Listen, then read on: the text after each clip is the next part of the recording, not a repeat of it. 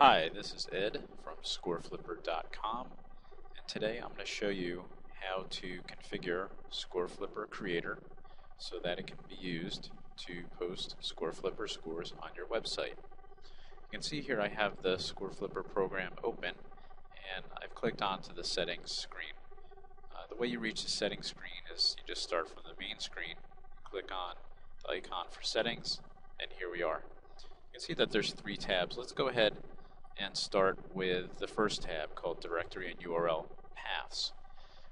Here's where you're going to put in some information about how scores will be reached on your website and your product pages. We're also going to add in some information about how to get to the ImageMagick program, which is what we use to generate some of the graphics needed to create Scoreflipper files. So the first thing I'm going to do is open up my website, because I really want to see how to get to the various pages that I need to get to. So here we are. We're over on the Artist Sound Music web page. I'm going to click on a typical product page, and you can see here is a typical string that leads to one of our products. So this is product number 595.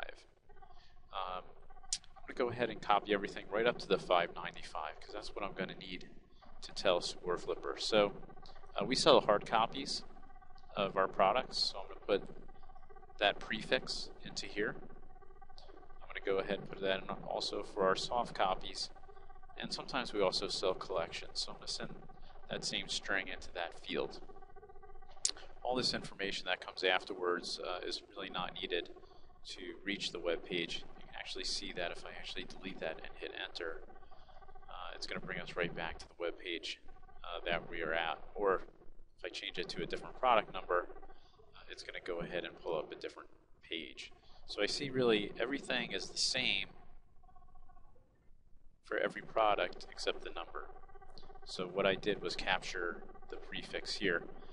You can see also there's a space where you can put in what's called the midfix or the suffix. So sometimes some of these strings get a little bit more complicated where there might be some characters after the product number, and Scoreflipper can accommodate that with what we call the midfix and the suffix.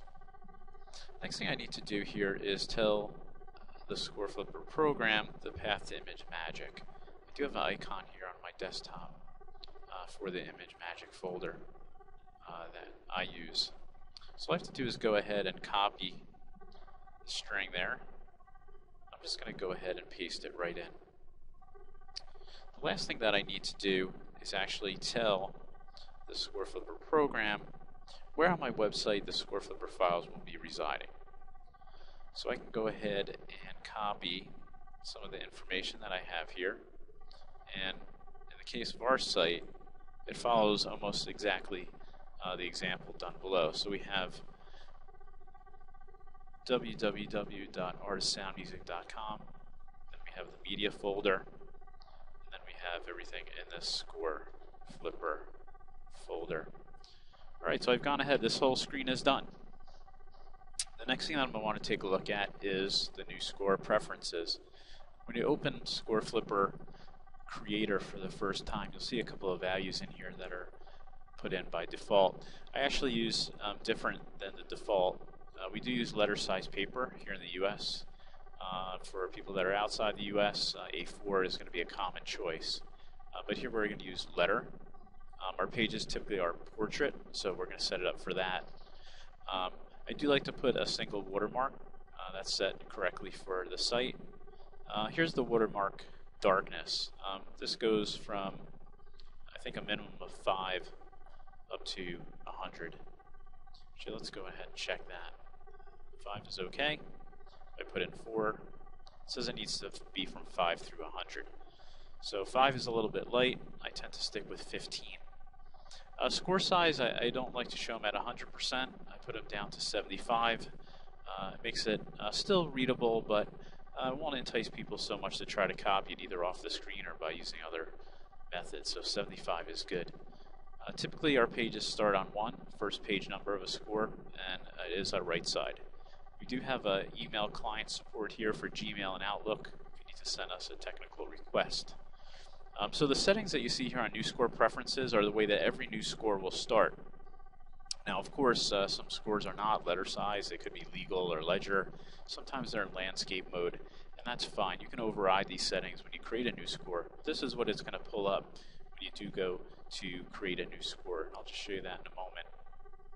So I'm done with setting up my settings, and now I'm actually going to just show you how those settings come into play when you're creating a new score. So I'm going to click on New.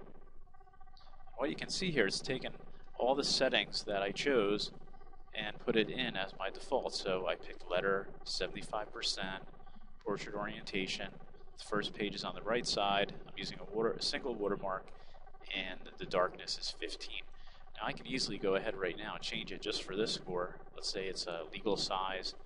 I want it at 100, and it's actually in a landscape mode. It's not in portrait mode. So you can see that right here.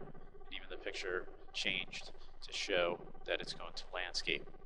So that's pretty much an overview of how we set up the settings and how they come into play when you're setting up a new score.